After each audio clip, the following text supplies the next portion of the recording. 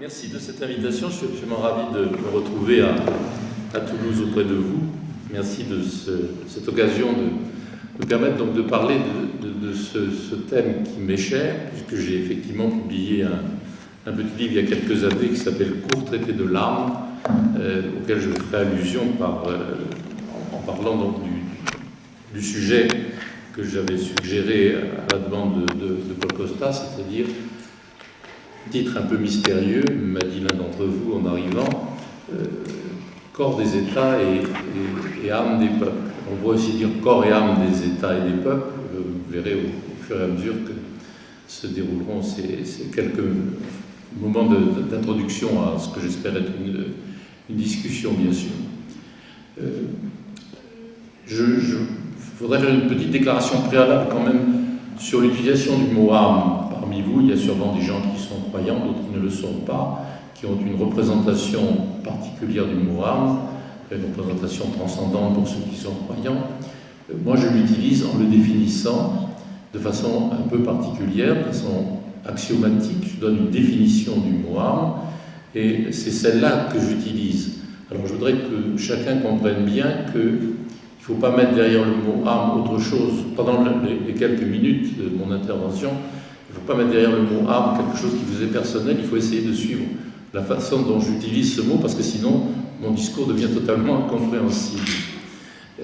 Donc, c'est une demande de participation, en quelque sorte, que je fais à partir de ce titre un peu étrange. Je voudrais commencer par dire le fond de la question que j'essaie de traiter.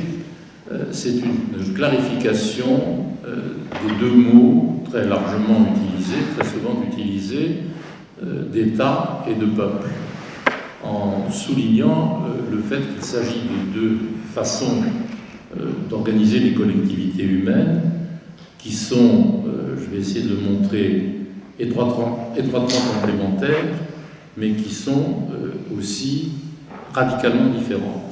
Donc, c'est cela qui motive la réflexion que je vous propose d'engager ce soir avec moi. Le mot peuple, c'est un mot qui est très utilisé, très largement utilisé, souvent de façon très, très confuse. Alors, quand je l'utilise là ce soir, ce n'est pas du peuple que je parle, c'est des peuples, c'est-à-dire qu'est-ce qu'un peuple? C'est-à-dire une collectivité humaine. Une première définition provisoire, une collectivité humaine qui a une histoire et une ou des cultures. C'est en ce sens qu'on peut parler du peuple corse, du peuple rom, du peuple arménien, du peuple juif, du peuple occitan, virgule, etc. Et aussi, on le verra, du peuple français. C'est-à-dire qu'il ne s'agit pas d'utiliser le mot peuple dans son sens de l'organisation politique, mais bien de la représentation historique et culturelle d'une collectivité humaine qui a son histoire, et souvent une histoire extrêmement ancienne. Un État, c'est tout à fait différent. Un État, mais ça a des frontières. Alors quelquefois, ça essaie d'élargir les frontières. Nous essayons de le faire au niveau de l'Europe, mais nous avons vu au cours de la dernière campagne électorale qu'un certain nombre de concitoyens aimeraient bien que les frontières se rétrécissent aux frontières de l'Hexagone. Donc c'est un État de toute façon des frontières. Il a un territoire, très fondamentalement un territoire, et puis il a des lois qui peuvent être protectrices, qui peuvent être aussi répressives quelquefois. C'est-à-dire que les citoyens d'un État ont un certain nombre de droits et de devoirs. Et puis, il y a des statistiques dans un État, il y a des statistiques d'état civil, des registres de naissance, des registres de mariage, des registres de décès, etc. Donc, on n'est pas du tout dans le même type de structure déjà, dès cette première approche, dès ces premières définitions, on n'est pas dans le même type de structure en parlant d'un peuple ou d'un État. Alors, je voudrais à ce stade faire allusion charte de l'ONU qui a été adoptée après la Seconde Guerre mondiale et qui est un chef-d'œuvre de confusion entre les mots que je viens d'évoquer, puisque cette charte des Nations Unies, qui est un document extrêmement important, puisque c'est lui qui a pris la suite de la Société des Nations, enfin, l'ONU a pris la suite de la Société des Nations et a émis à l'issue de la guerre de 39-45 une charte qui évoquait le bonheur à venir de l'humanité, la fin de la guerre, l'entente entre les peuples au travers d'une union, et qui justement commence par une adresse, nous, peuple des Nations Unies, qui affirme, après avoir dit nous avons l'intention de faire régner la paix universelle dans l'entente de tous les peuples, qui proclame le droit des peuples à disposer d'eux-mêmes, et puis qui continue progressivement au cours du texte pour dire en fait les peuples, ces organisations, ces collectivités humaines qui se constituent en État, qui sont tout simplement cooptés par la cinquantaine d'États créateurs de l'ONU. C'est-à-dire que pour être un peuple qui a le droit de disposer de lui-même, il faut être reconnu comme un État par les États existants, donc exister sous une forme étatique, et ne sont peuple reconnu comme tel que par ceux qui sont reconnus comme État, et c'est signé par les gouvernements. Autrement dit, il y a une confusion complète entre la notion de peuple appelé à disposer d'eux-mêmes, reconnus comme ayant le droit de disposer d'eux-mêmes, pour autant qu'ils acceptent d'entrer dans la logique des États et d'être reconnus par le concert des États qui sont déjà reconnus en tant que tels. Et l'exemple le plus récent, je dirais, qui a défrayé la chronique, c'est le peuple palestinien, qui est un peuple qui n'existe pas tout à fait sous forme d'un État, donc il n'est pas tout à fait membre de l'ONU, il n'est pas à part entière membre de l'Organisation des Nations Unies. Autrement dit, il y a une difficulté assez fondamentale dans le concept même de peuple et d'État, puisqu'il y a une confusion, souvent très forte, entre les deux. Un manque de clarté. Alors, j'essaie d'apporter un élément de clarification, et c'est pour ça qu'il faut que je vous parle un tout petit peu de ce court traité de l'âme, parce que c'est à partir de là que j'essaie d'apporter une clarification en définissant de façon aussi précise que possible ce qu'on peut appeler un peuple, et pour ça j'ai besoin de ce concept d'âme. Alors qu'est-ce que j'entends par là? Bon, nous sommes dans cette salle quelques dizaines de corps, esprits. Vous avez devant vous un corps-esprit qui agite ses lunettes, qui parle dans un micro. Donc j'existe dans l'espace-temps de façon très concrète, matérialisée, avec un corps et un esprit. Et l'évolution des neurosciences actuelles montre qu'il y a une intégration très forte entre le corps et l'esprit, pas une distinction. Bien entendu, le corps s'exprime au travers de manifestations par la parole ou par les gestes, mais il n'y a pas une différence fondamentale intrinsèque entre corps et esprit.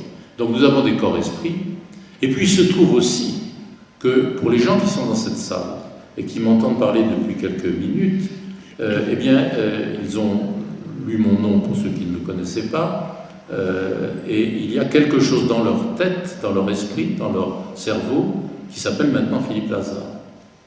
Et ce quelque chose, je ne sais pas quelle est sa nature exacte, je ne sais pas si c'est un repli particulier des circonvolutions cérébrales ou quelques molécules spécifiques, mais il y a une existence matérielle de moi en vous, de la même façon qu'il y a une existence matérielle pour chacun d'entre vous, de tous ceux que vous connaissez. Autrement dit, j'existe en tant que corps-esprit, mais j'existe aussi au travers de cette matérialité de mon existence dans tous ceux qui me connaissent. Et cette matérialité de mon existence, eh bien, elle s'est développée depuis ma conception, pendant la période prénatale de mon existence, pendant ma vie postnatale, et chose intéressante, elle ne disparaîtra pas instantanément le jour de ma disparition physique, le jour de la disparition de mon corps-esprit. Autrement dit, si demain, quand je rentre à Paris, mon avion s'écrase, vous ne le saurez pas instantanément et rien de votre représentation de moi n'aura changé, alors que moi je ne serai plus là en tant que corps-esprit. Alors c'est cette matérialité de ma présence, et ça vaut bien entendu pour chacun d'entre vous de façon réciproque, cette matérialité de ma présence en vous qui a des caractéristiques extrêmement fortes. Premièrement, elle m'est spécifique. Deuxièmement, elle apparaît avec ma conception et elle se prolonge tout au long de ma vie en s'enrichissant, en se détériorant éventuellement quand on commence à m'oublier, et elle ne disparaît pas au moment où je meurs. C'est la raison pour laquelle je l'appelle âme et que j'utilise ce mot parce que c'est celui qui, en réalité, me met fondamentalement en relation avec les autres et qui transforme mon corps-esprit, ma réalité dans l'espace-temps, en une personne. Autrement dit, c'est parce que j'ai un corps-esprit et une âme au sens que je viens de définir que je suis une personne, c'est-à-dire reconnue par la collectivité humaine comme faisant partie de la collectivité humaine en tant que personne. Alors, donc, j'insiste sur ces deux mots, corps d'une part, corps-esprit d'une part, et âme de l'autre, pour dire que c'est leur réunion qui va constituer quelque chose de particulièrement intéressant pour nous tous, c'est-à-dire le fait que chacun d'entre nous est une personne, pas seulement un corps-esprit, mais qu'il existe aussi très fondamentalement en relation avec les autres. J'en ai presque fini avec cette allusion à cette définition, simplement pour insister sur un point très important. Nous sommes actuellement à la surface de la Terre quelques 7 milliards de corps, il y a à peu près 7 milliards d'humains. On dit qu'il y en aura peut-être, quand j'ai écrit ce livre, il y en avait que 6. Donc dans le livre, il était que 6. Maintenant, c'est plutôt 7. Et puis un peu plus tard, ce sera 8 ou 9, dit-on. Et puis chacun de ces corps est associé à une âme, mais étant donné que les âmes ne disparaissent pas en même temps que les corps, qu'elles se prolongent tout au long du temps, tout le temps que l'on se souvient d'une façon ou d'une autre de ceux qui ont existé, incidemment, il y a une langue africaine dans laquelle il y a deux mots pour désigner les morts. Il y a ceux dont on se souvient et ceux qui ont complètement disparu. Ce n'est pas le même mot. Tout, c'est le même mot, mort.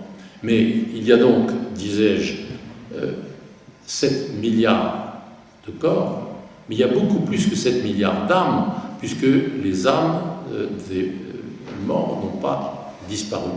Et par conséquent, nous vivons en réalité à la fois dans l'espace des corps, de ces 7 milliards de corps, et nous vivons dans l'espace des âmes.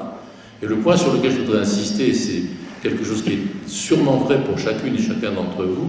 Vous savez très bien que vous vivez en relation avec les gens qui sont vivants autour de vous, mais que vous vivez aussi et très fondamentalement en relation avec vos proches qui ont disparu, que vous n'avez pas oubliés, et qui font encore partie très fondamentalement de vous, et qui existent d'une certaine façon au travers de votre propre existence. Alors si j'insiste sur ce point, c'est pour dire que l'espace des corps, c'est quelque chose de particulièrement important, mais que l'espace des âmes, c'est quelque chose qui est non moins important, et peut-être même d'une certaine façon plus important. Et vous voyez qu'il n'y a pas d'aspect religieux dans ce que je dis, c'est parfaitement compatible avec une croyance, mais qui est dans un autre ordre d'idées. L'espace des âmes, c'est l'espace dans lequel existent toutes les relations interhumaines, et en particulier, très profondément, les voisinages, les relations fortes qui existent plus particulièrement entre certaines catégories d'humains par rapport à d'autres.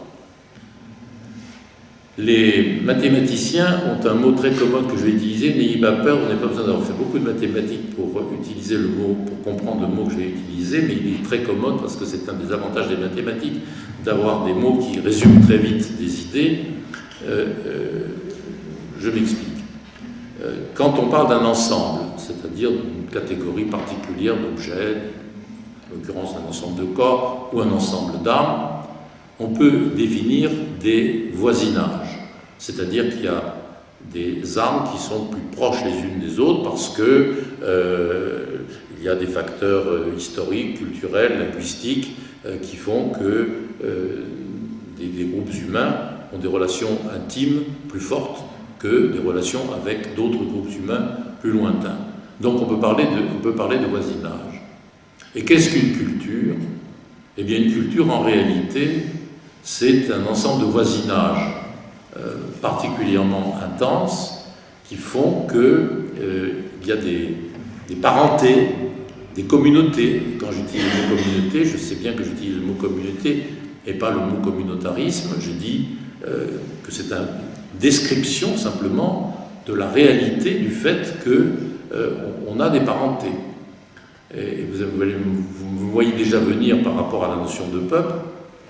Je dis donc que les mathématiciens utilisent un mot qui est le mot topologie. Quand on parle d'un ensemble et qu'on parle de voisinage à l'intérieur de cet ensemble, on dit qu'on met une topologie sur cet ensemble. C'est-à-dire qu'on décrit une série, ou on imagine une série de voisinages plus intenses, il y a des éléments plus proches et des éléments plus lointains. Eh bien, une culture, c'est une topologie sur l'espace des âmes. C'est-à-dire que dans l'espace des âmes, il y a des parentés fortes, et ces parentés font qu'il y a ce qu'on appelle une culture, c'est-à-dire ce système de relations qui fait qu'il y a des âmes qui sont plus proches les unes des autres que des âmes plus lointaines. Et ce qui est particulièrement intéressant, c'est que toutes ces cultures, c'est-à-dire ces topologies sur l'espace des âmes, sont sur le même espace des âmes, qui est l'espace des âmes que j'ai évoqué, c'est beaucoup plus que 7 milliards d'âmes. Et par conséquent, toutes les cultures s'inscrivent sur le même espace des âmes, et donc elles peuvent communiquer, parce qu'il n'y a aucune espèce de raison d'établir des limites sur les voisinages. Il peut y avoir des voisinages très intenses, mais des voisinages moins intenses, et par conséquent, une culture n'a aucune espèce de raison de s'enfermer sur elle-même. Elle peut parfaitement communiquer avec les autres cultures sans être aussi densément, de façon aussi dense, concentrée sur une forme particulière d'expression culturelle. Donc, nous avons là une possibilité de reconnaître que dans la collectivité humaine, il y a des parentés fortes qu'on appelle des cultures, et que ces cultures peuvent parfaitement communiquer les unes avec les autres, sauf si elles décident de ne pas communiquer, c'est-à-dire de s'enfermer dans des barrières, mais qu'elles n'ont pas obligation d'accepter en tant que telles. Alors j'en viens maintenant à la notion de peuple, parce que cette notion de peuple s'inscrit très directement, très logiquement dans ce que je viens de dire, puisque en fait une culture telle que je viens de la définir, elle est nécessairement portée par des passeurs, parce qu'elle n'existe pas de façon artificielle, elle est portée par des histoires individuelles et collectives qui existent en tant que telles, au travers du véhicule que constituent des passeurs. Mais de la même façon qu'une langue n'appartient pas à ses locuteurs, qu'elle existe en tant que langue, mais qu'elle peut être utilisée par des gens qui ne sont pas nés avec cette langue, dont la langue en question n'est pas la langue maternelle, de la même façon, une culture n'appartient pas à ses seuls passeurs. Mais elle a besoin de passeurs pour exister et pour ne pas être une culture morte, comme on parle d'une langue morte. Et par conséquent, un peuple, eh bien, c'est tout simplement, entre guillemets bien entendu, tout simplement, l'incarnation temporaire d'une culture. Un peuple, au sens où je l'ai évoqué au début de cet entretien, un peuple qui a une histoire et une ou des cultures, c'est une collectivité humaine temporaire qui, à un moment donné, est plus particulièrement porteuse d'une culture, mais qui n'en a pas la possession. Et un peuple ne s'identifie donc avec une culture que s'il décide de s'enfermer sur cette culture. Mais il n'a aucune espèce de raison de le faire. Alors un État c'est très différent. Un État c'est très différent parce que un État est fondamentalement constitué d'individus. Dans cette salle, il y a peut-être un certain nombre d'étrangers, entre guillemets. La plupart d'entre vous ont une carte nationale d'identité. J'ai bien dit une carte nationale d'identité, pas une carte d'identité nationale, parce que votre identité, elle est faite justement de la multiplicité des cultures dont vous êtes porteur. Mais vous avez une carte nationale d'identité, c'est-à-dire que vous êtes repéré en tant qu'individu, vous êtes sur les registres de naissance, les registres de mariage si vous êtes marié, vous êtes sur les registres de décès, c'est-à-dire qu'un État, c'est une collection d'individus, c'est une collection de corps, fondamentalement. Alors que j'ai essayé de vous montrer qu'un peuple, c'est très fondamentalement l'émanation temporaire, la matérialisation temporaire d'une ou d'un réseau spécifique de culture.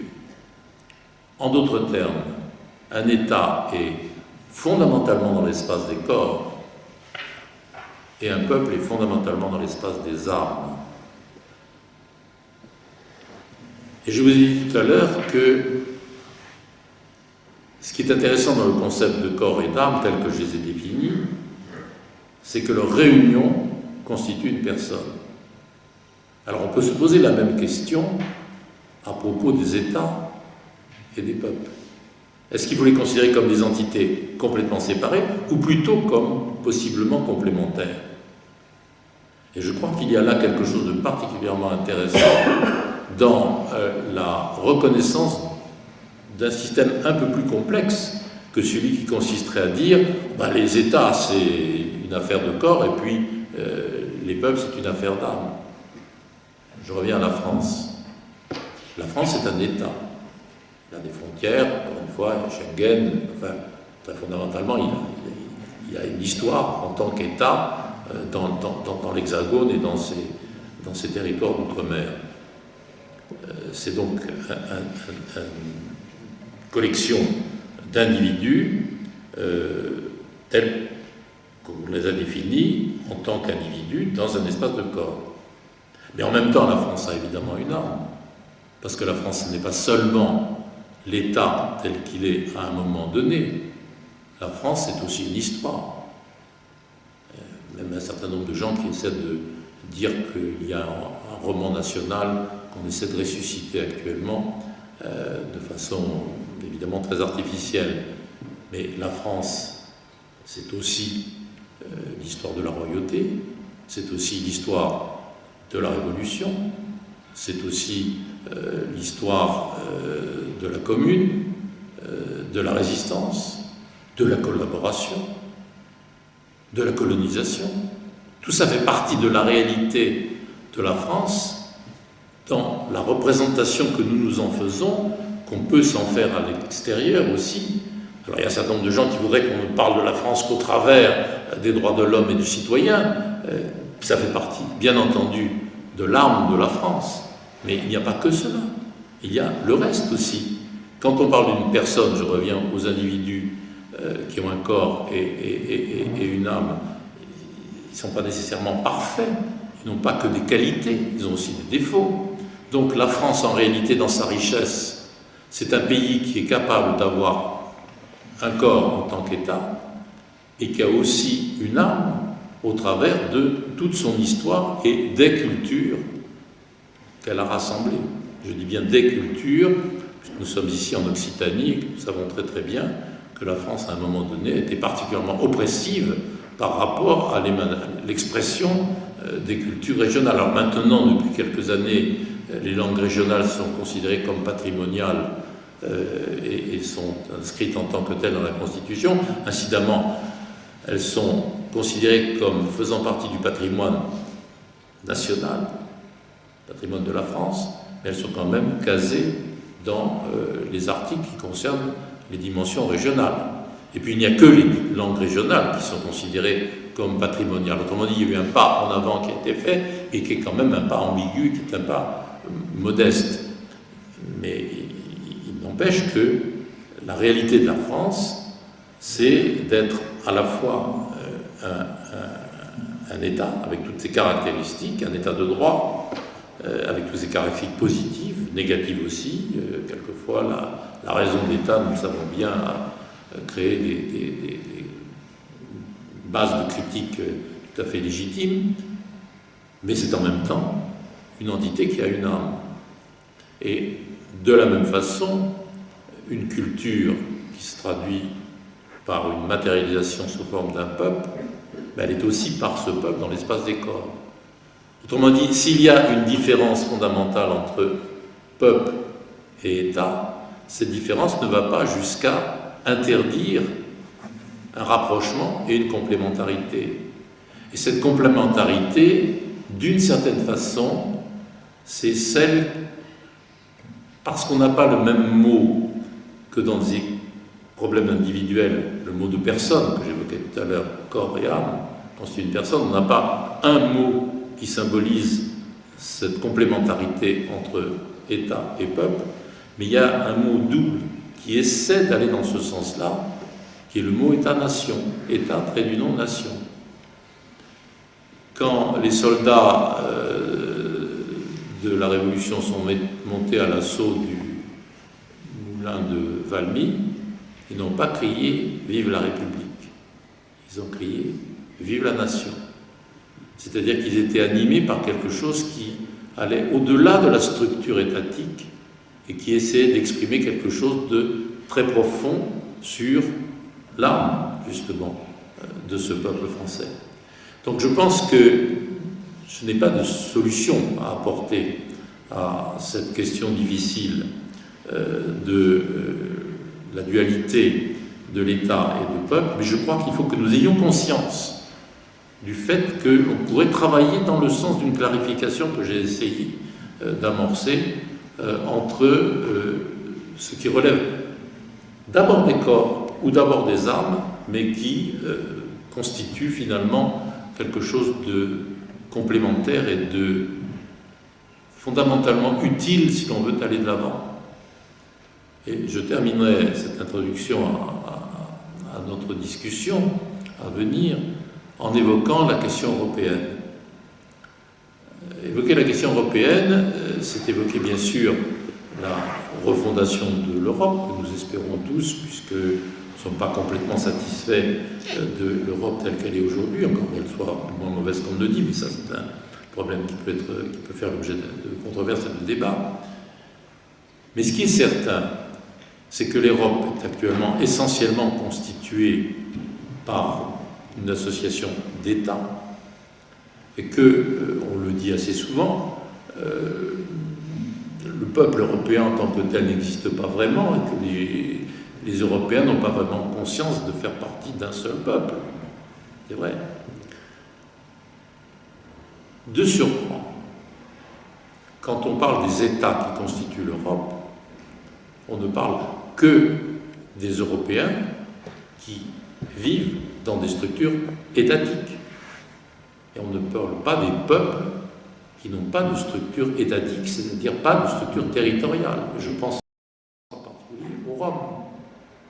Donc, tant qu'on n'aura pas compris qu'on ne peut construire l'Europe véritablement que si l'on dépasse les seules structures étatiques sans les renier, sans les rejeter, mais en comprenant qu'en réalité l'Europe c'est plus compliqué que la seule coalition de 25 ou 26 ou 27 aujourd'hui États, que c'est un ensemble d'États et de peuples, et qu'il y a des peuples qui n'existent pas sous forme territoriale, et qui ont parfaitement le droit d'exister en tant que tels.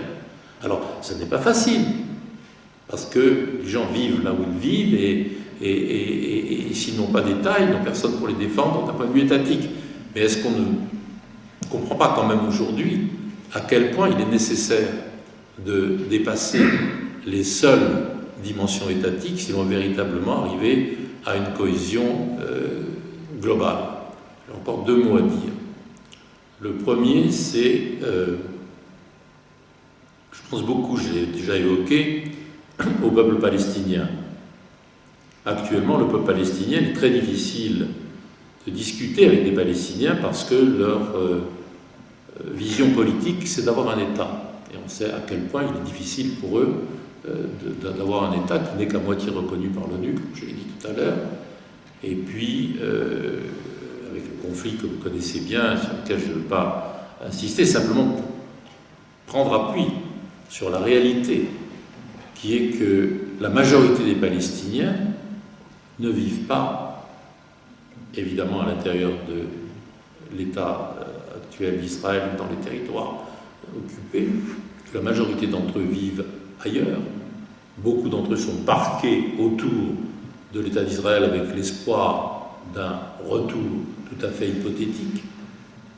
Mais la réalité du peuple palestinien, c'est qu'en fait, il a une aspiration territoriale parfaitement légitime, mais il existe aussi en tant que peuple diasporique. C'est le fait actuel. Et par conséquent, ce serait une bonne chose que les Nations Unies sortent de la limitation de la charte actuelle qui ne reconnaît les peuples qu'au travers de leur existence territoriale et étatique et déclarent de façon solennelle que le droit des peuples à disposer d'eux-mêmes signifie que des peuples peuvent parfaitement exister sous forme territoriale ou sous forme diasporique, et que d'une certaine façon, un peuple n'existe de façon diasporique que quand il n'est pas territorialisé. Donc cette dualité existe, mais devrait être reconnue, parce que c'est une façon de permettre une évolution d'une situation qui ne peut demeurer conflictuelle, qui ne demeure conflictuelle que parce qu'elle est complètement vue sous l'angle étatique. Donc je pense que l'idée donc de reconnaître la dualité État-peuple va bien plus loin qu'une idée intellectuelle. Elle pourrait avoir une traduction politique dans le cadre mondial, en l'occurrence s'agissant du peuple palestinien. Et j'ai dit que je terminerai sur deux points. Alors le deuxième point, c'est un peu une boutade, pas tout à fait, parce que je n'ai jamais vérifié la réalité des chiffres que je vais vous donner. J'ai entendu ça il y a 1 ou 2 ans, je ne sais pas si c'est tout à fait vrai, mais en tout cas, l'idée est tellement belle que je crois qu'il faut la dire pour conclure. C'est-à-dire en essayant toujours dans le même esprit de dire qu'il faut peut-être essayer de dépasser la notion d'État pour rejoindre quelque chose qui est d'ordre plus historique et culturel, c'est-à-dire les peuples, c'est-à-dire la capacité de dépasser pour des individus leur seule qualité de citoyen d'un État pour essayer d'aller un peu au-delà. Alors il existe pour les étudiants en Europe depuis quelques années de façon extrêmement positive le système Erasmus qui permet donc à des étudiants, mais seulement à des étudiants, de circuler d'un pays à l'autre. Les 2 chiffres que je vais vous donner pour conclure sont les suivants. Il y a 2 ou 3 ans, les chiffres ont dû changer depuis lors. Il y avait 2 500 000 bourses Erasmus et 1 million de bébés Erasmus. Ce qui veut dire que si on se décidait à donner à tous les jeunes Européens une carte de circulation gratuite sur tous les transports européens, on ferait l'Europe. Merci de votre attention.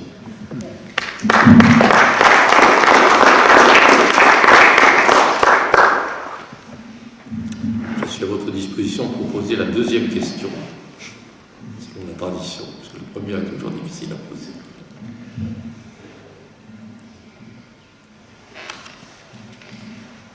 Oui. Il faut un micro peut-être, non? Je ne sais pas si on... Non, attendez. Est-ce que vous m'entendez? Oui. Alors, on va faire comme ça. Oui. François, dans la phrase. Moi, j'attends pas. Et merci. La question que vous avez posée avait trait au passeur de culture. Et je me demandais si les cultures se passaient, se transmettaient. Il faut mettre le micro plus comme ça, parce que je n'entends pas bien. Comme un crooner, voilà. C'est mieux. Oui, c'est mieux là. C'est mieux quand je parle sans micro. Non, comme ça. Parle comme ça, le micro vertical, là, c'est mieux. Voilà, oui. Sinon, 1, 2. Milieu plus faible. Tu as pas assez de retour? Oui, ça marche. ça marche. J'ai une très mauvaise oreille, pardon. Bon, alors, ça va comme ça? C'est bizarre, avec Hubert, ça marche. C'est au sujet des passeurs de culture. Oui. Et je me demandais si une culture était plus à la fois identifiée, passée et dans un cadre, disons, diasporique ou dans un cadre situé géographiquement et étatique. Je l'ai un petit peu dit à la fin. Moi, je pense que, bon, tout est possible. Hein. Je veux dire qu'il y a toutes les formes possibles. Il me semble que quand on parle d'une culture, c'est un ensemble flou. C'est-à-dire que c'est un ensemble, c'est une représentation. On n'a pas de limite très précise. On a des limites assez précises pour un État, avec des citoyens. On sait qu'il y a 66 millions de Français, etc. Une culture, c'est très difficile à dire ce que sont les limites. Donc on est vraiment dans une histoire de voisinage avec des parentés possibles entre cultures. S'agissant des passeurs, je pense que leur rôle est essentiel et en même temps très délicat parce que tout le problème, c'est d'éviter le repliement communautariste. C'est-à-dire que les passeurs d'une culture s'en sentent les possesseurs et excluent ceux qui n'en font pas partie. Alors qu'en réalité, la culture en tant que telle existe dans une représentation qui est très largement partagée. Quand on parle il y a un exemple très intéressant en France, si vous voulez, qui a été la tentative qu'avait faite Pierre Joxe au début du siècle de faire passer une loi sur le peuple corse. Justement, on est exactement dans cette situation. Et la loi Joxe sur le statut de la Corse commençait par un article 1er dans lequel la République reconnaissait l'existence historique et culturelle du peuple corse. Et le Conseil constitutionnel à l'époque a censuré l'article 1er qui était retoqué, donc qui ne fait plus partie de la loi Joxe, parce que le Conseil constitutionnel a complètement confondu l'idée du peuple corse en tant qu'entité dans un espace de représentation historique et culturelle, et les individus vivant éventuellement en Corse, ou ayant un père ou un grand-père corse, etc. Autrement dit, il a complètement confondu en disant nous ne voulons pas qu'il y ait deux catégories de Français, ceux qui peuvent être reconnus comme faisant partie d'un peuple particulier, et puis les autres. C'était absolument pas l'idée de la loi Joxe. La loi Joxe était dans un espace de représentation, et le Conseil constitutionnel l'a interprété dans un espace individuel. Donc, comprendre cette position du Conseil constitutionnel, elle est quand même extraordinairement réductrice. Si demain, je dis demain parce que c'est dans les mois à venir, la Nouvelle-Calédonie accepte un statut d'indépendance association, qui est, d'après ce qu'on dit, peut-être j'ose pas dire le plus probable, mais le moins improbable. C'est à la fin de l'année 2017 que les accords de Matignon doivent conduire à une décision, un vote, un référendum en Nouvelle-Calédonie. Fin 2017 ou début 2018, enfin c'est maintenant, là, demain.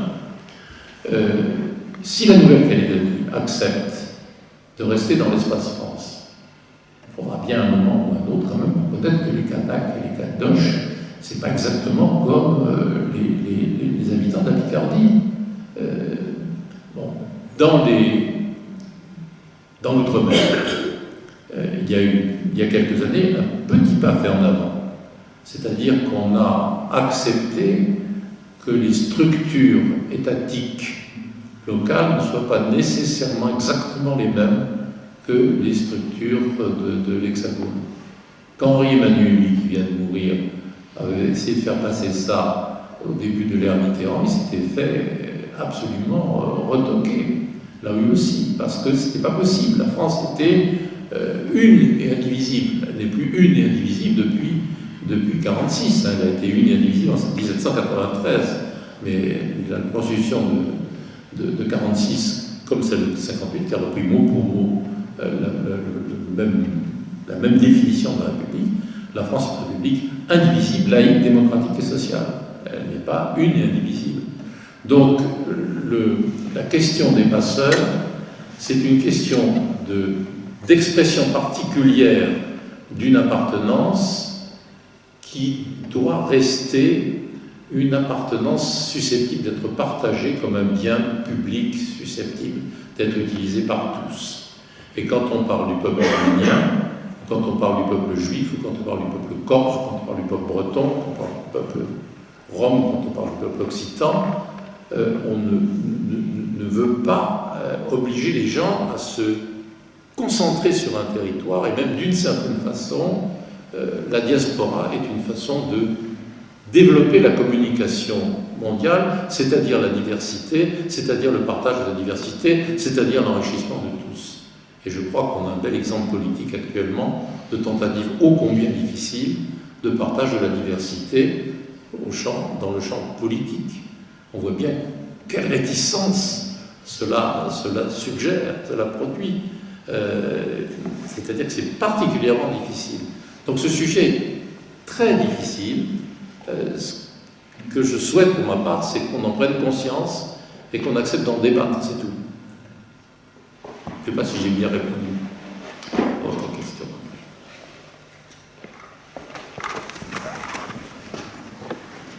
Merci. Je peux vous poser un mot sur le terrain politique, puisqu'on vient de vivre là une période où des populismes ont eu la parole, et certains de ces populistes disent le peuple n'existe pas, n'est pas déterminé, ni par une histoire et des cultures, mais c'est une catégorie totalement construite par le politique. Construite par le politique. C'est une catégorie, c'est le discours politique, les éléments qui sont triés dans l'histoire, etc., qui agrègent tout un peuple et qui, évidemment, par contre, exclut d'autres. Le peuple, donc, n'est pas une totalité, mais celui qui est englobé dans le discours populiste de certains. Il y a vous connaissez certainement Chantal Mouffe, c'est des personnes qui ont théorisé et pratiqué ce type de construction. Alors, qu'en pensez-vous de cette abstraction du peuple? Et également, vous n'avez pas du tout abordé le patriotisme. Comment vous l'insérez dans vos distinctions? Merci. Moi, personnellement, je me considère comme patriote. Bon, je suis né en 1936. J'ai appris la Marseillaise pendant la guerre, fenêtre fermée. Et quand j'entends la Marseillaise, je suis ému. Simplement, parce que c'est mon pays. Et donc, je n'ai pas besoin, pour être ému et pour reconnaître que c'est mon pays, je n'ai pas besoin de considérer qu'il est, je l'ai dit tout à l'heure, absolument sans peur et sans reproche, sans tâche négative. De ce point de vue, il y a eu récemment un humoriste sûrement d'origine maghrébine, qui a en plus pris l'accent pour me dire ce que je ne saurais faire. Mais enfin, manifestement, il était issu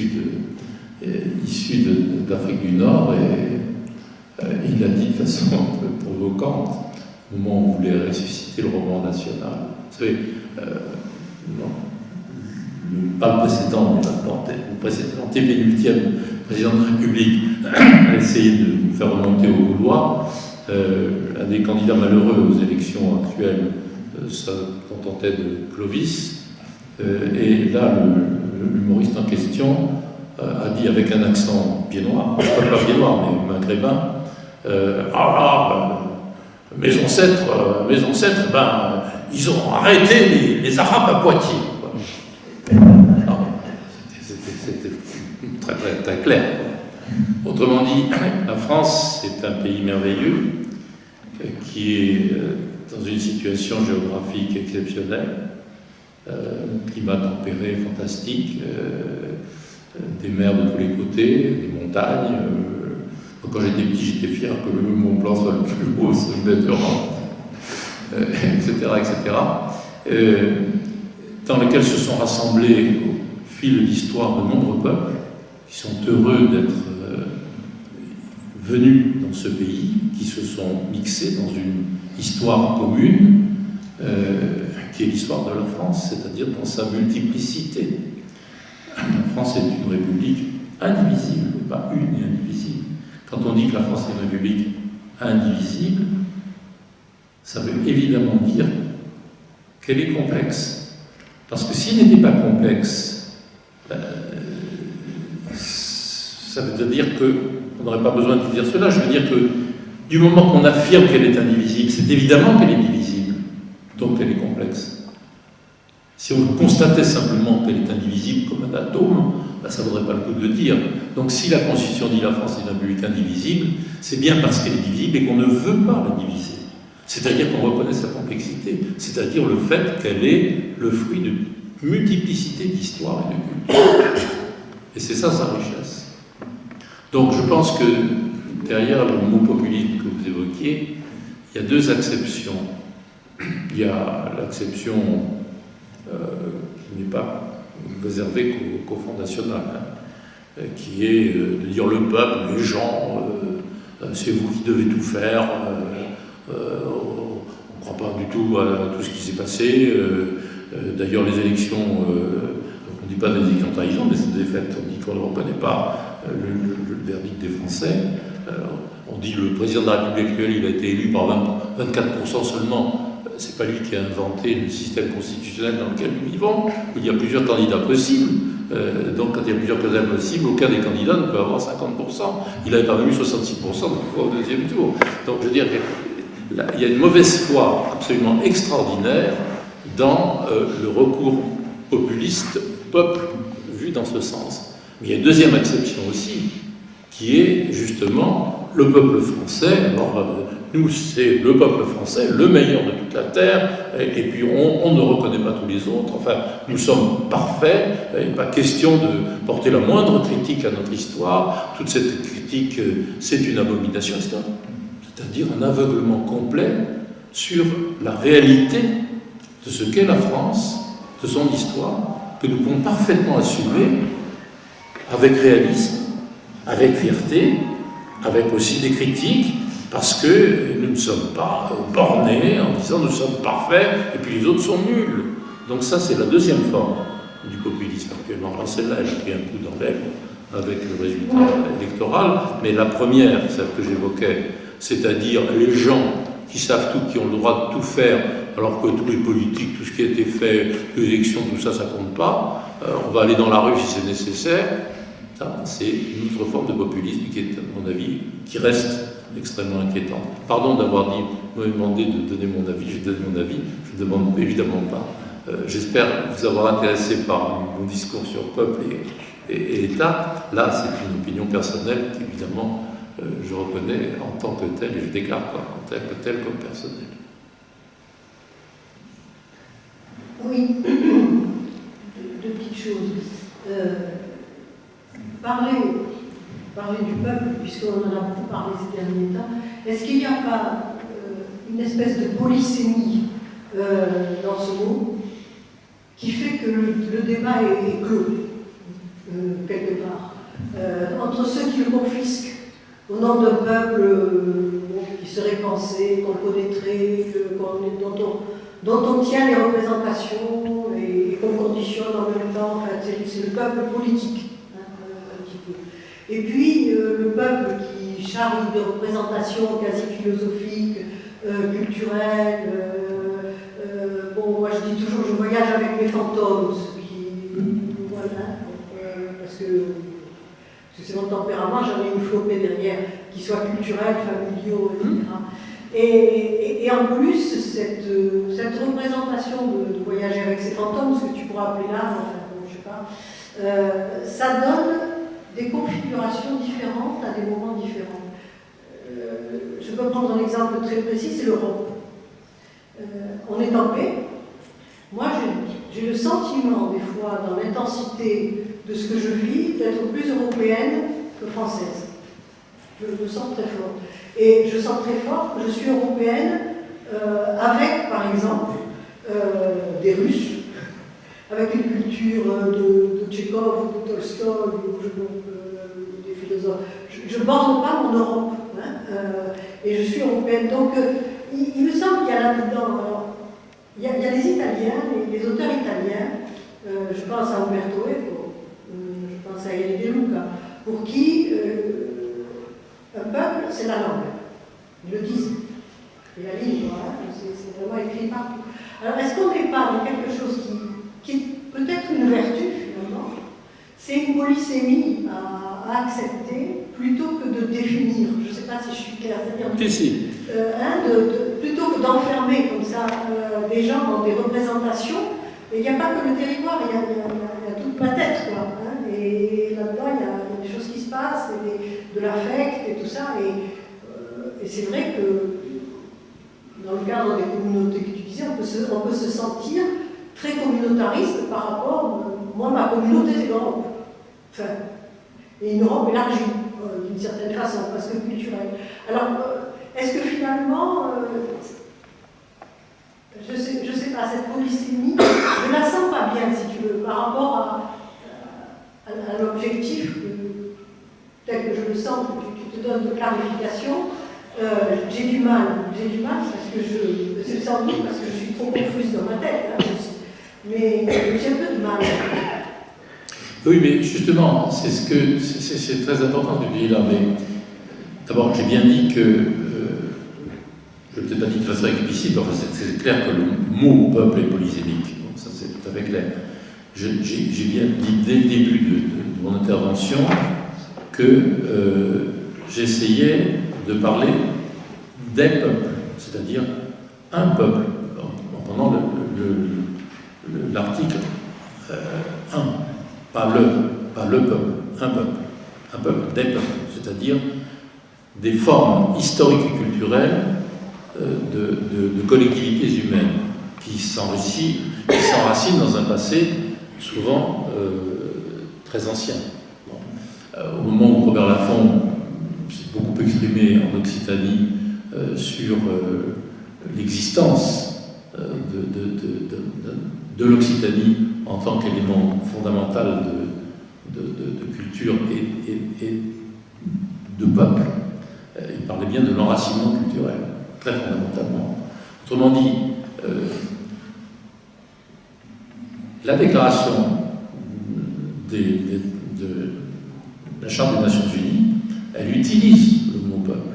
Donc il y est, il n'est pas défini, mais elle l'utilise de façon très forte, puisqu'elle parle quand même du droit des peuples à disposer d'eux-mêmes. Tout le monde parle du droit des peuples à disposer d'eux-mêmes. Et en réalité, on ne parle pas. On parle du droit des peuples à disposer d'eux-mêmes, mais on ne leur donne pas le droit d'exister.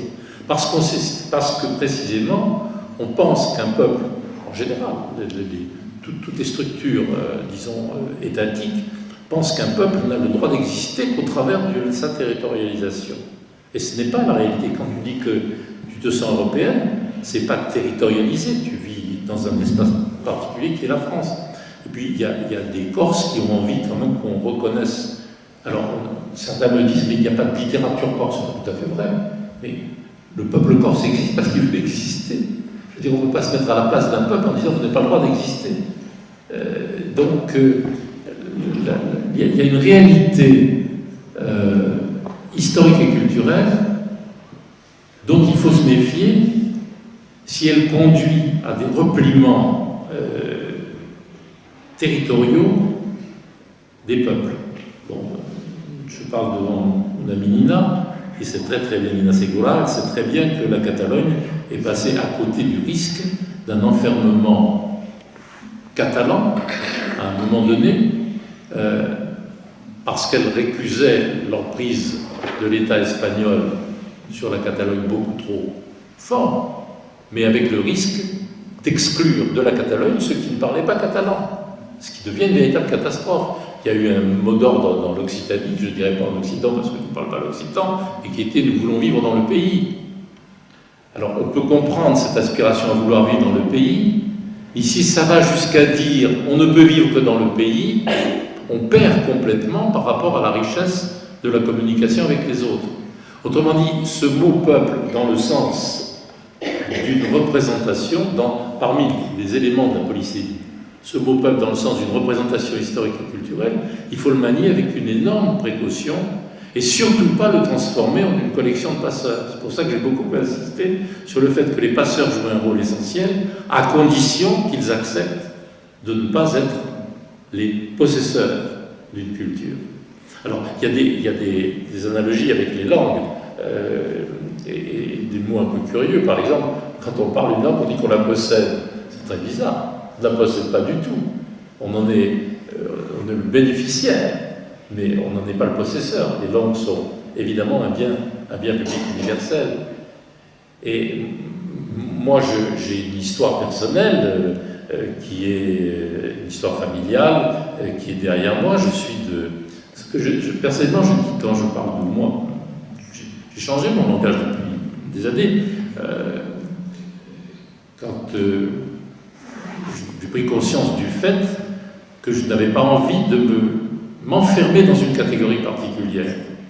Donc quand je parle de moi, je ne dis pas je suis un juif, je dis je suis de filiation juive, parce qu'il se trouve que mes parents, mes grands-parents, etc., relevaient de la judéité. Donc la réalité de ce que je suis, c'est que je suis de filiation juive. Mais je suis né en France, je suis français, ma langue est le français, ma culture est française. Je peux parler de Charles Martel, pas jusqu'à aller dire qu'il a interdit l'entrée des Arabes à Poitiers, mais je veux dire que j'ai tout entendu, hein, je sais tout. Et Marat, à Bois-Auvergne, ce sont les ennemis, et puis Jeanne d'Arc, et puis Clovis et le vase de Soissons, tout ce que vous voudrez. Donc j'ai cette culture-là, mais en même temps, j'ai une réalité personnelle qui est multiple. Et je crois que c'est la même chose pour chacune et chacun d'entre nous. Et je me sens très profondément européen, tout en étant européen au sens je dirais, d'un engagement politique et culturel, parce qu'il me semble que très précisément, il s'est passé quelque chose de pas complètement satisfaisant, puisqu'il y a eu les guerres au centre de l'Europe il n'y a pas si longtemps que cela. Mais dans ce pays, quand même, on est bien obligé de reconnaître que on n'est plus en guerre depuis un certain temps. Je veux dire, en guerre ouverte avec les voisins. Je veux dire que moi, quand j'étais petit, quand même, les Allemands, on les appelait les Boches. Et puis les Italiens, ils étaient aussi alliés avec les Allemands, et puis etc. Enfin, tout ça, c'est complètement fini. On a presque oublié ce temps-là, il révolue, presque oublié. Certains ont presque oublié. Donc l'engagement pour l'Europe, c'est un engagement pour une évolution que nous avons vécue absolument fabuleuse. Il fait qu'on est passé d'un état de guerre interétatique à un état de paix. Pas complet, il reste des tensions. Et moi, ce que j'essaie de dire, c'est que si l'on veut aller encore un peu plus loin, si on veut, par exemple, je l'ai évoqué à propos d'outre-mer, dire que ces régions d'outre-mer qui sont maintenant appelées de façon un peu curieuse par l'Union européenne, des régions ultra-périphériques, pas seulement périphériques, mais ultra-périphériques, si on veut considérer qu'elles sont de l'espace France, mais aussi de l'espace européen, il faut bien admettre quand même que l'histoire de ces régions lointaines, par rapport à l'Hexagone ou par rapport au continent européen, cette histoire, c'est pas exactement la même que celle de tous ceux qui vivent dans l'Hexagone. Donc il y a un effort de prise en compte de la réalité des différences et de la capacité de s'intéresser à ces différences comme élément d'enrichissement. Et nous avons la chance d'avoir des gens comme Aimé Césaire, qui sont des poètes absolument extraordinaires, qui ont vécu dans l'espace France, qui ont écrit en français, etc., mais qui ont une culture qui n'est pas exactement la même que la culture bretonne ou la culture occitane, et heureusement. Et c'est ça la chance fantastique. Et c'est ça la chance que nous pourrions avoir en Europe si nous décidions à conserver les structures étatiques, mais à ne pas considérer qu'elles sont les seules à pouvoir construire l'Europe, et même très profondément, pour qu'on aille dans le sens que tu disais, à condition qu'on les affaiblisse un peu, pour qu'on puisse reconnaître qu'il y ait d'autres façons d'exister ensemble et d'interagir. Alors, un des thèmes que moi je développe actuellement dans un cadre un petit peu différent de la revue diasporique que je dirige, c'est le thème de l'interconvictionnalité. Alors, c'est pas un très joli mot parce que c'est un néologisme, pas un mot français, bon, mais on comprend quand même. Conviction, cohabitation de convictions différentes, refus de vouloir convaincre celui qui n'a pas la même conviction que vous, c'est-à-dire acceptation de la différence, mais tentative de faire coexister des convictions différentes pour voir jusqu'où on peut aller trop loin dans le faire ensemble. Alors c'est très intéressant parce que j'entends tous en ce moment des discours politiques et je suis frappé par le fait que les commentateurs politiques et les politiques, ils n'ont pas ce mot, ils n'ont pas cette capacité d'expression, alors qu'en réalité ils essaient de faire de l'interconviction. Alors on nous dit c'est pas possible que la gauche et la droite travaillent ensemble. Ils veulent se confondre, ils ne se confondent pas. Mais personne ne dit ça. Il y a des convictions de gauche et des convictions de droite au plan politique. Personne ne demande que la droite l'emporte sur la gauche ou que la gauche l'emporte sur la droite dans la tentative de faire en sorte que les uns et les autres coexistent et travaillent ensemble. Il ne s'agit pas de convaincre les autres qu'ils ont tort et que les uns ont raison et vice-versa. Il s'agit juste de voir dans quelle mesure il est possible de conserver des convictions, de respecter les convictions des autres et de faire en sorte que, au travers de ce respect mutuel, on arrive quand même à travailler ensemble. Interconvictionnalité. Et ce mot, si vous écoutez certains discours actuellement, ayez ce mot en tête et dites-vous comme moi, mais s'ils avaient le mot interconvictionnalité, ils arriveraient à parler différemment. Donc je pense que, et c'est en fait, il est un petit peu différent de la notion de diversité des peuples, mais pas complètement. Si on y réfléchit bien, la démocratie c'est un drôle de truc. On accepte, sauf certains politiques actuels, justement auxquels j'ai fait allusion tout à l'heure, et pas seulement ceux qui ont été exclus par le Front National, pas forcément le Front National. Certains politiques sont actuellement dans l'incapacité d'exprimer cette capacité de coopération au travers justement du respect mutuel, qui est l'essence de la démocratie. Parce que la démocratie politique, ça veut bien dire quand même que quand il y a une majorité dans un pays qui s'est exprimée au travers de cet outil un peu rudimentaire, mais quand même bien utile, qui est le vote, ça veut dire que quand il y a 51% des gens qui sont majoritaires, ben les 49%, ils vont accepter pendant quelques années, en grinçant des dents, ils vont quand même accepter que ce soit les 51% qui décident. Bizarre. Ça veut bien dire qu'il y a des convictions différentes et qu'il y a interconvictionnalité de fait. Autrement dit, je pense que de réfléchir à la façon du vivre ensemble, dans le respect des cultures différentes, dans le refus de l'enfermement communautariste, dans le désir d'essayer de mieux comprendre l'autre sans vouloir le ramener à ce qu'on pense soi-même, simplement le respecter, mais aussi s'enrichir de ce qu'il peut vous apporter par ses propres réflexions, je crois que c'est une voie d'avenir importante et qui est très complémentaire de la notion d'État. Donc, vive l'Europe nation. Pouvez-vous justement repréciser la différence entre des nations. Quelle est la différence? Oui, quelle est la différence? Ben justement, je pense que ce que j'essaie de dire, c'est que État-nation, ça revient à faire prendre conscience, ça peut être interprété comme permettant de prendre conscience du fait qu'un État, c'est pas seulement dans l'espace des corps, qu'il y a autre chose. C'est-à-dire qu'il a une âme. C'est pour ça que je citais Valmy et les soldats d'Andev qui montaient à l'assaut du moulin en disant « Vive la nation ». C'est-à-dire qu'il y avait quelque chose qui n'était pas seulement la République, pas seulement l'organisation politique, mais aussi quelque chose de plus.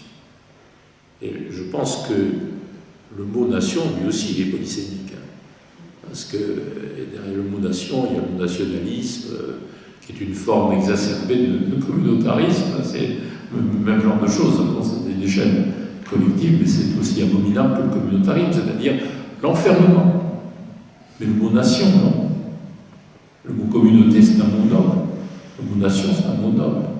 État-nation, c'est justement cette ouverture implicite, parce que ça n'a jamais été explicité, mais c'est l'ouverture implicite sur les dimensions qui ne sont pas seulement les dimensions d'organisation étatique, pas seulement les dimensions régaliennes, mais aussi tout ce qui fait la multiplicité des cultures qui a constitué au fil du temps la constitution d'une nation, d'un État-nation.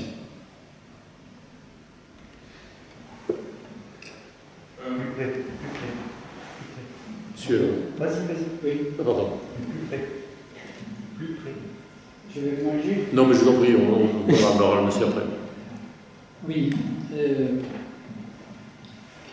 Je repensais à ce que vous avez dit à propos de l'âme, tout à fait au début et après dans le titre de la conférence.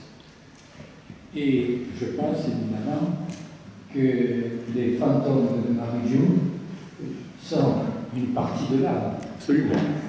Elle l'a dit elle-même d'ailleurs. Je voudrais, à ce moment-là, lorsque vous avez commencé à parler de l'âme, je me dis où commence et où s'arrête la production littéraire des gens qui ont marqué leur époque et qui continuent à marquer les esprits des populations. Alors, pour être très concret, je dirais, prenons un exemple français, peut-être même pas le plus célèbre, donc Flaubert, et de notre côté, Platon. Alors, comment s'étirent les âmes de Flaubert et de Platon? Et est-ce qu'on peut dire que l'âme de Platon, eh bien, quand quelqu'un est vraiment bien au courant de ce qu'il a lu, devient son âme à lui aussi? Je crois que vous avez donné la réponse en même temps qu'en posant la question, c'est-à-dire que je crois que tout ce qui se passe en termes relationnels, à commencer bien sûr par la littérature, pas seulement la littérature, les arts, la connaissance scientifique, etc., tout ça fait partie de ce réseau, de cet enchevêtrement de réseaux de communication qui fait que nous n'existons en tant que corps-esprit que de façon incomplète et que nous n'existons véritablement en tant qu'élément de la communauté humaine, de la collectivité humaine, qu'au travers de ce que nous recevons des autres et de ce que les autres construisent progressivement entre eux et le cas échéant parlant de nous. De ce point de vue, il y a la littérature, ça c'est une extension que j'ai évoquée dans mon livre. Je pense que dans la fameuse phrase qu'on a tous répétée, petits élèves du fameux poème de Lamartine, « J'ai inanimé, avez-vous donc une âme qui s'attache à notre âme et la force d'aimer ?» On est exactement dans cette situation. C'est-à-dire que Lamartine n'a sûrement pas pensé à ça quand il écrivait, n'a sûrement pas pensé à mon livre quand il écrivait cette phrase, mais il a parlé des objets inanimés. Objets inanimés, avez-vous donc une âme? Alors évidemment, un objet inanimé n'a pas d'âme, mais un fœtus, quand il a quelques heures d'existence, il n'a pas non plus de conscience qui lui permet de prendre conscience du fait qu'il a déjà une âme, puisque ses parents pensent à lui, en tout cas s'il y a un projet parental.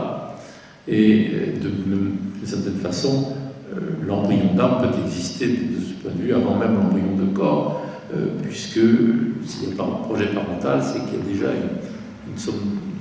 une âme virtuelle en quelque sorte. Donc, un objet inanimé n'a pas d'âme en soi, mais il y a une projection qui fait qu'il peut être intégré comme un élément de l'âme personnelle et d'un élément de communication entre nous au travers de la réalité de cet objet. Un exemple que je prends dans mon livre, c'est prenez un papier sur lequel il y a des signes bizarres, il y a des petits ronds avec des petits traits, avec des lignes, vous ne savez pas ce que c'est, puis vous avez un musicien qui se penche sur votre épaule et qui reconnaît une sonate de Mozart. Cet objet inanimé, il a une âme, parce qu'il est là en représentation de ce que Mozart nous a apporté. Donc je pense que le concept d'âme tel que je le conçois est un concept, comme vous voyez, qui est totalement matériel.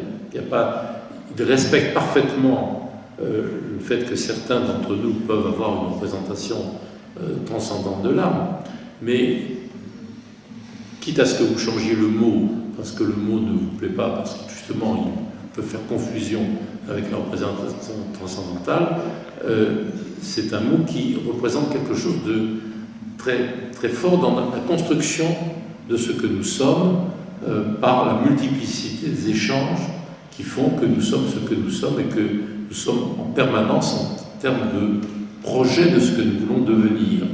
Donc nous sommes en relation, que nous le veuillions ou non, nous sommes en relation avec les autres. Et une des formes les plus fortes, je dirais, de ce constat, c'est que, pour le tas de façon familière, nous pouvons nous suicider si à un moment donné, le poids de la vie nous paraît tellement lourd que nous ne pouvons plus la supporter. On ne peut pas suicider son âme.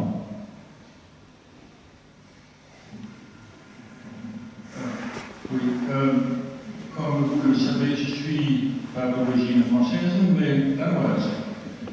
Je suis totalement d'accord avec tout ce que vous avez dit jusqu'à maintenant. Et je suis en France depuis maintenant plus de 30 ans. Et j'ai eu la chance d'être recruté comme chercheur lycéen. Et je suis marié avec une Française.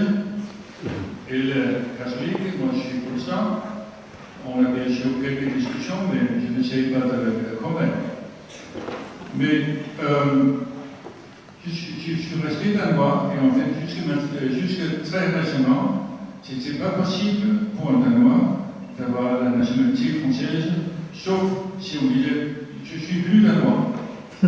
Mais ça a été changé il y a 2 ans. Heureusement. Je voulais changer, je voulais prendre la nationalité française pour pouvoir voter aux élections, mais malgré, je n'ai pas réussi ça, parce que ça prend tellement longtemps d'avoir la nationalité française, pour plusieurs raisons, mais bon, les élections sont quand même pas trop mal passées, selon moi.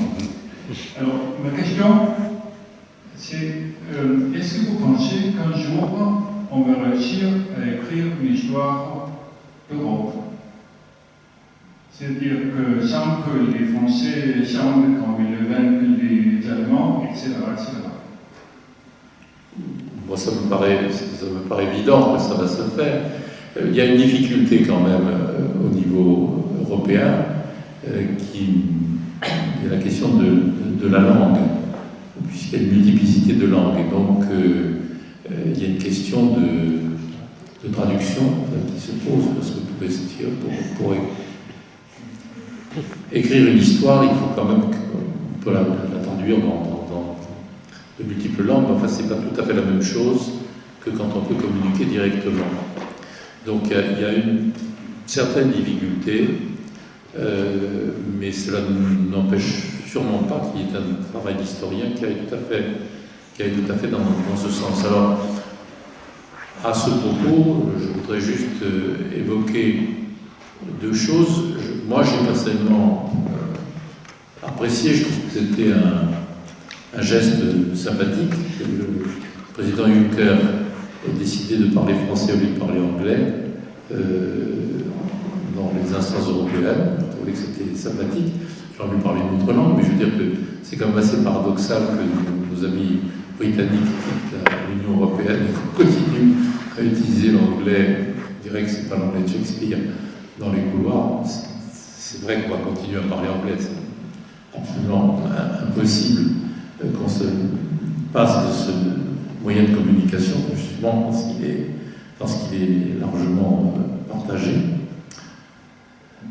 Il y a deux hypothèses alternatives qui seraient intéressantes aussi, mais je n'y crois pas trop. Mais il y a une que j'ai beaucoup défendue, sans moins de succès, mais je l'évoque quand même, mais elle est difficile parce qu'elle ne concerne pas l'ensemble de l'Europe.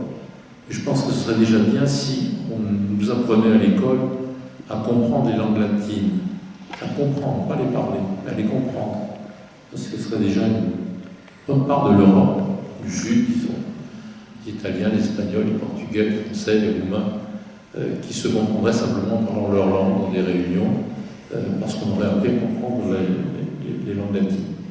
Mais c'est un peu artificiel, puisqu'on ne comprendrait pas les langues nordiques. Et puis il y a l'autre hypothèse qui ressurgit de temps en temps, qui est une hypothèse un peu farfelue, parce que je ne crois pas qu'elle soit réaliste, mais qui est sympathique au point de vue des idées, qui est l'espéranto.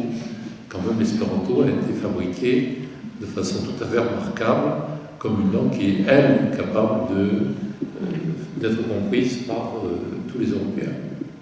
Mais en dehors de ces deux exemples un peu extrêmes de réflexion, je suis tout à fait d'accord avec vous sur le fait qu'il faut construire une européenne, une histoire européenne. Mais la meilleure façon, peut-être la seule façon vraiment, de construire une européenne, histoire européenne, c'est de la faire épouser par les jeunes. C'est pour ça que je disais que l'une des idées que moi, personnellement, je continue à défendre, c'est l'idée de la carte de circulation offerte à tous les jeunes Européens. Et pourquoi cette idée pourrait-elle marcher? Tout simplement pour une raison que personne n'évoque parce qu'elle est trop simple. On a fait beaucoup de progrès en biologie moléculaire quand on s'est rendu compte que la géométrie des molécules joue un rôle important, que ça pouvait expliquer, être à la base d'une explication de beaucoup de relations et de complémentarité à l'échelle moléculaire. L'Europe a une caractéristique dont personne ne parle. Personne. C'est un continent tout petit, géographiquement parlant. Tout petit. On peut aller et revenir d'une ville à l'autre de l'Europe dans la journée.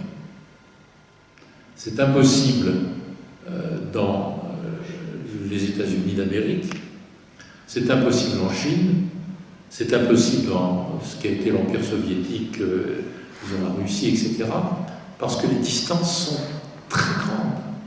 L'Europe, c'est tout petit, c'est un peu l'équivalent de la Hollande. On sort d'une ville par l'autoroute, 5 minutes plus tard, on est dans une autre ville. Ben, l'Europe, c'est presque ça, à condition que la circulation soit encouragée par la gratuité. Et le jour où on se décidera à rendre les communications nulles au point de vue du coût pour les jeunes se débrouilleront pour constituer l'Europe. Donc à ce moment-là, ils écriront l'histoire de l'Europe parce qu'ils l'auront vécu autrement, qu'ils apprendront à se comprendre, qu'ils apprendront à se parler, même si les langues sont différentes, et puis ils apprendront à dire « je t'aime » dans une multiplicité de langues, et ça se passera très bien. Moi, j'ai eu une petite expérience amusante avant-hier, en revenant d'Auvergne, non pas par un « je t'aime », mais par un autre mot. J'étais dans ma voiture, je descends, on s'est arrêté dans une station-service, à côté de moi, une voiture s'arrête, et le type gentiment qui descend de sa voiture avec sa famille me dit « Hello ». Alors je dis « Where you come from ?» Il me dit « De Finlande ». Et à ce moment-là m'est revenu le fait que je savais dire Uva Wamenta, c'est-à-dire bonjour en finnois. La famille était absolument stupéfaite. Et tous les Français parlent le finnois, manifestement. Et donc, je veux dire qu'un tout petit geste comme ça crée un lien. Moi, j'étais heureux d'avoir fait plaisir, et eux, je suis sûr qu'ils ont été heureux d'avoir entendu dire Uva Wamenta. Autrement dit, les contacts interhumains sont fondamentaux, et je pense que si on voulait construire l'Europe vraiment, il faudrait que les jeunes puissent circuler et qu'ils puissent se dire je t'aime dans une langue de l'Europe, ils arriveront à le dire. Paul, tu veux dire quelque chose? Je ne sais pas si j'ai bien compris ou si j'ai été au-delà de ta pensée. La notion de peuple. On devrait pouvoir dire le peuple des scientifiques. On devrait pouvoir dire le peuple des musiciens. On devrait pouvoir dire le peuple parce que c'est un ensemble de gens qui ont en commun quelque chose qui est essentiel. Et finalement, la question est, chacun d'entre nous appartient de facto, peut appartenir à plusieurs peuples, au sens que je viens de dire. Et au-delà, la question qui se pose, et recoupe un petit peu ce que disait Marie-Jo tout à l'heure, c'est que il est plus intéressant d'appartenir à certains peuples qu'à d'appartenir à d'autres peuples. Alors, je crois qu'il faut peut-être faire une distinction entre une culture et un fait de culture. Dans mon livre, il y a un chapitre qui est consacré à cela. Je crois que c'est difficile de dire qu'il y a un peuple scientifique. Il y a un fait culturel qui est la science, et il y a des passeurs de la science. Est-ce qu'il faut aller jusqu'à dire qu'il y a une culture et un peuple scientifique? J'en doute un peu. Je pense quand même que dans la notion de peuple, au-delà de la difficulté polysémique, il y a quand même un élément absolument essentiel qui était bien explicité dans la loi Joxe. La France, la République, reconnaît l'existence historique et culturelle du peuple corse, pas seulement l'existence culturelle. Donc il y a le concept d'enracinement dans un passé lointain et qui constitue une base essentielle, je dirais, de la notion de peuple. Les peuples que j'ai évoqués, le peuple arménien, le peuple juif, le peuple rom, le peuple occitan, le peuple breton, le peuple corse, ils ont une histoire avant d'avoir une culture au sens d'une production ou même d'une langue. Et donc je pense qu'il ne faut pas pousser trop loin quand même l'utilisation du mot peuple. Il n'a pas vocation à reprendre tous les problèmes d'échange qui peuvent exister dans l'humanité. Alors quant à la hiérarchie entre les valeurs, c'est encore un autre problème qui rejoint ce que nous appelons, que nous pouvons appeler en France laïcité, au sens que moi j'essaie de donner à ce mot et qui commence à émerger un peu, puisque la Ligue de l'enseignement vient de le reprendre dans un texte qu'on est en train de préparer de façon assez précise. Pour moi, la laïcité, c'est fondamentalement la reconnaissance des apports de l'altérité. Et je crois que si on veut donner une définition précise de la laïcité, moi j'essaie de dire que c'est un principe de reconnaissance, pour autant qu'elle soit réciproque, de l'égale dignité des cultures. Et quand on dit un principe de reconnaissance de l'égalité des cultures, ça ne veut pas dire, il n'y a pas d'exception, ça ne veut pas dire qu'on se laisse enfermer et qu'on considère que les cultures machistes sont les mêmes choses que les cultures non machistes, que les cultures violentes sont les mêmes choses. C'est simplement le fait de partir du principe de l'égale dignité, et après on peut faire marche arrière quand on n'est pas d'accord avec certaines pratiques ou certaines modalités culturelles. Et je crois qu'il est important quand même de reconnaître a priori que personne ne possède la vérité. La vérité, c'est une entité qui peut avoir un petit peu un sens au niveau scientifique.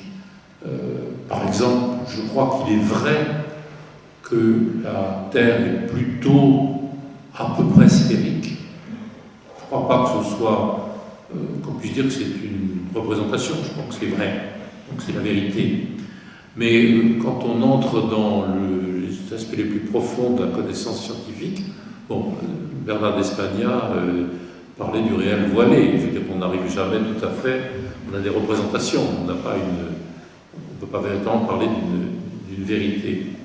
Donc je pense qu'il est important de prendre une certaine distance par rapport au jugement de valeur qu'on peut émettre, reconnaître qu'il y a une multiplicité de façons de se représenter la vie, l'espace, le monde, la connaissance, la matière, etc.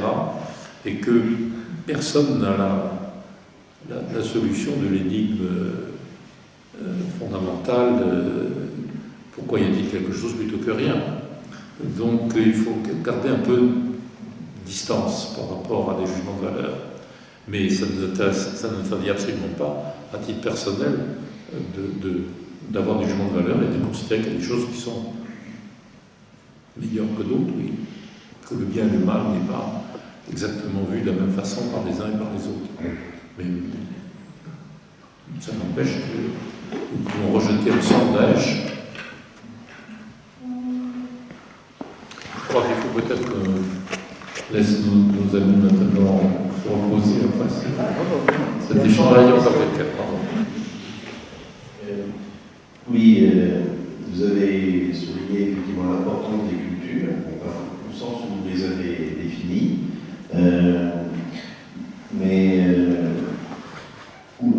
Outre qu'il y a le niveau de la nation, des cultures, je pense que parmi les Français, il y a des Français qui ne se revendiquent pas d'une culture, je dirais, particulière, telle Occitane, Bretagne, Alsacien, etc. Il y a des Français qui se revendiquent d'une culture particulière, sauf peut-être l'appartenance justement à cette nation française, et que la tendance actuelle peut-être de se focaliser sur ces cultures, que je vais appeler régionales, peut-être de manière un peu abusive, pourrait aboutir au fait que finalement l'Europe se construirait plus facilement sur la base de culture régionale, c'est-à-dire on peut imaginer qu'effectivement un Basque se reconnaîtrait peut-être plus européen en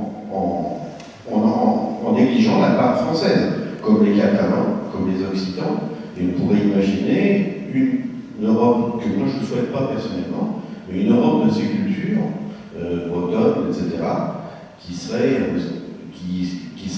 supranationale, en fait, qui constituerait complètement les États. Je crois que la Belgique trouverait une solution par cette organisation, puisque les Flamands et les Wallons envisageraient éventuellement une appartenance à l'Europe en supprimant la notion de Belgique. Qu'est-ce que vous pensez de cette tendance? Oui,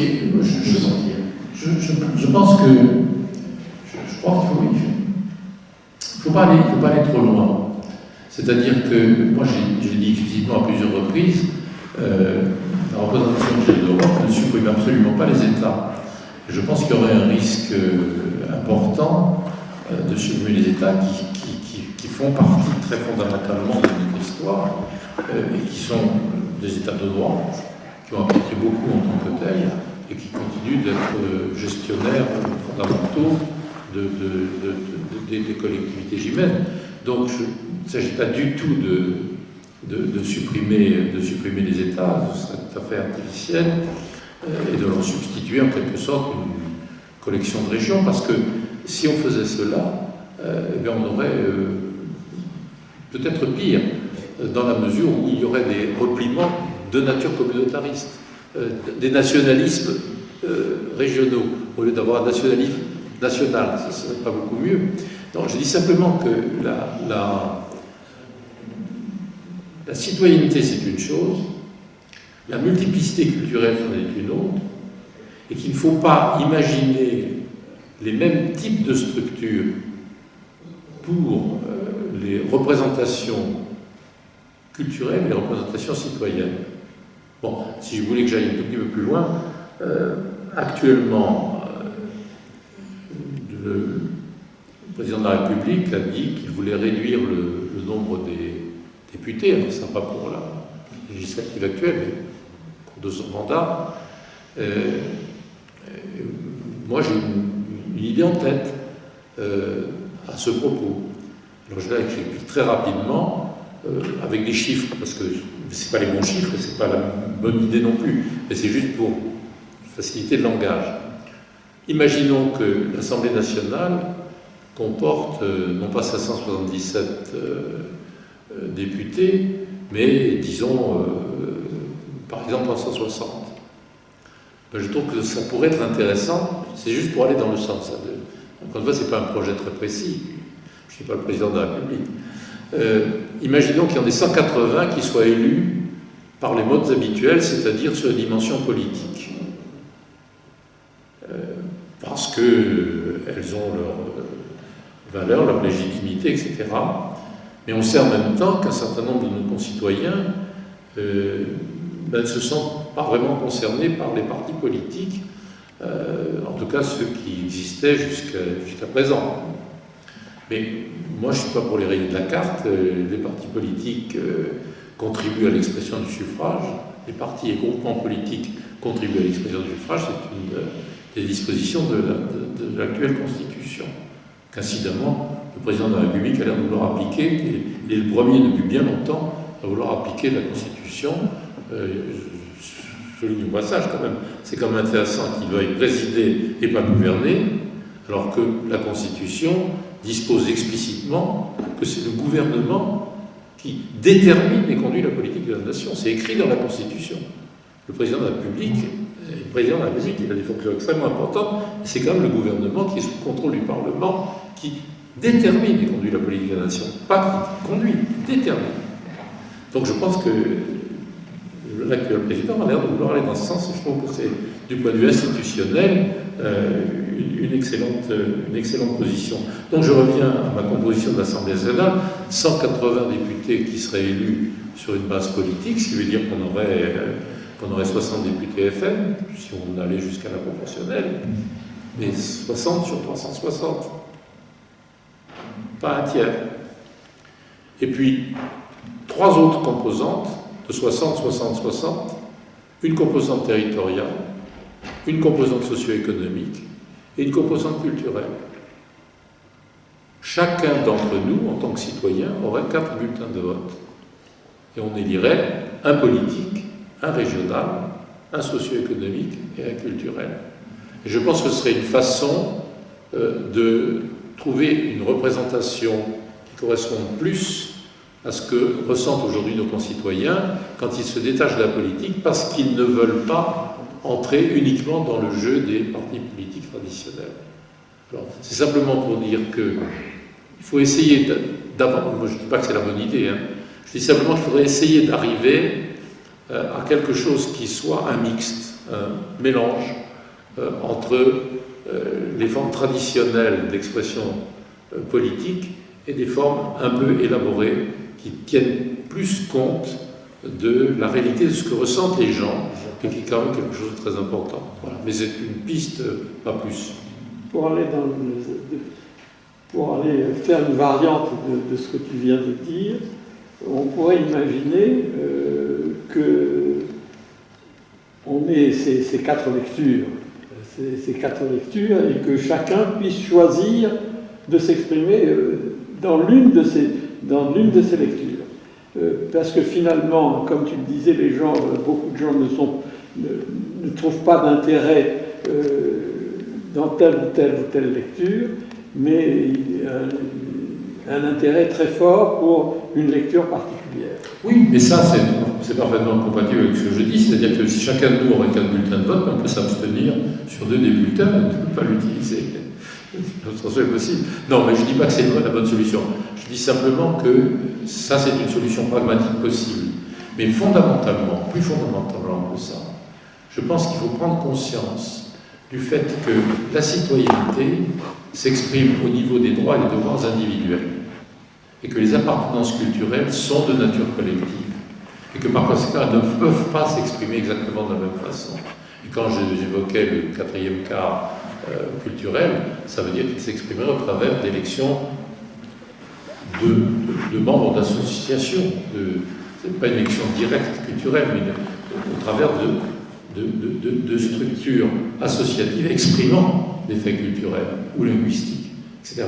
Donc, je veux dire qu'il faut s'habituer à l'idée que les collectivités humaines, ce n'est pas seulement des collections d'individus, ce n'est pas seulement des États qui rassemblent des individus, c'est aussi des collections d'histoires individuelles et collectives qu'on appelle très précisément les peuples, avec leur culture au pluriel et leur langue au pluriel.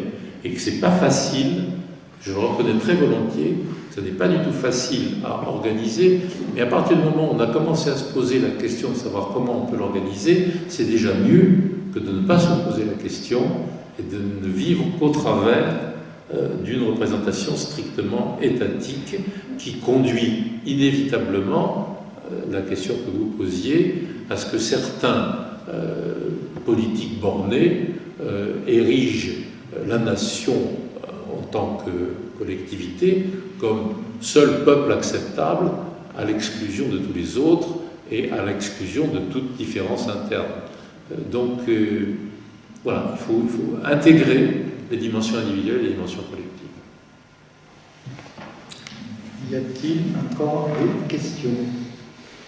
Sur votre catégorie culturelle dans la représentation, Oui. je ne vois pas très bien, c'est pas plus précisé que cela, parce que sans entrer dans le détail, dans les trois autres cas, la représentation politique, c'est clair, hein, c'est les partis politiques. La représentation régionale, ce serait extrêmement facile si on voulait organiser. Il y a actuellement 170 000 grands électeurs du Sénat. Ils pourraient être les candidats possibles pour une élection. On pourrait très bien imaginer que par région, il y a 19 régions françaises, 13 métropolitaines et 6 d'outre-mer, il y ait de 2 à 4 représentants régionaux qui seraient donc choisis parmi les 170 000 grands électeurs du Sénat par un vote où chacun pourrait choisir un scrutin de liste, scrutin individuel, peu importe.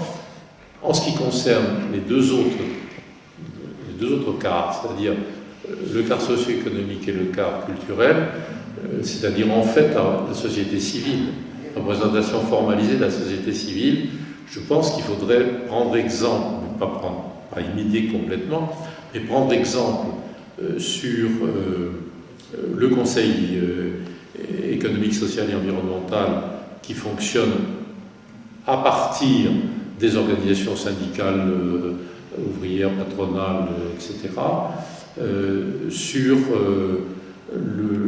à l'échelle européenne, les OING, c'est-à-dire l'organisation des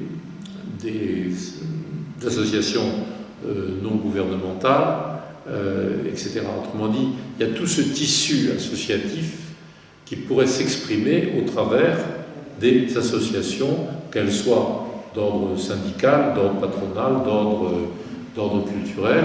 Je pense que le tissu associatif est sûrement un des éléments qui pourrait être l'élément source pour fournir des bases électorales.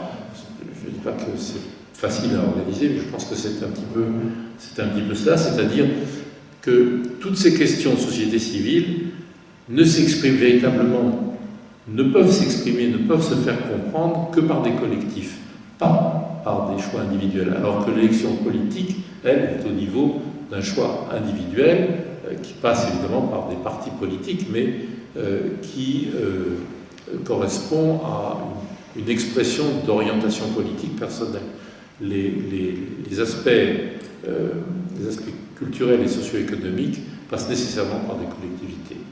Donc, c'est toujours la même idée, essayer de prendre en compte le fait que nous ne sommes pas seulement des individus et que nous sommes porteurs individuellement ou collectivement de dimensions historiques et culturelles qu'il convient d'essayer d'exprimer pour que la collectivité nationale ou la collectivité européenne se sente plus à l'aise avec son système de représentation indispensable parce qu'une collectivité ne peut pas se passer d'une représentation et d'un système d'organisation et que le